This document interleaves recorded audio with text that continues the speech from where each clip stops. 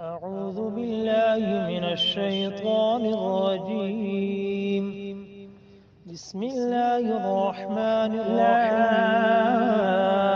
أقسم بهذا البلد وأنت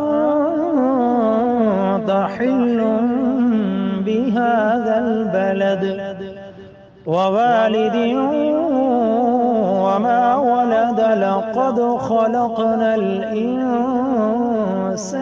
في كبد أيحسب أن لن يقدر عليه أحد يقول أهلكت مالا لبدا أيحسب أن لن يره أحد ألم نجعل له عينين ولسانا وشفتين وهديناه النجدين فلاقتحم العقبة وما أدراك ما العقبة فك رقبة أو إطعام في يوم ذي مسغبة يتيما ذا مقربة أو مسكينا ذا متربة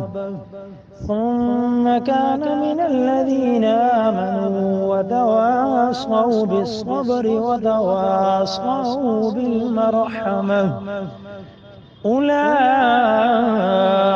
أصحاب الميمنة والذين كفروا بآياتنا هم أصحاب المشأمة عليهم نار مؤصدة.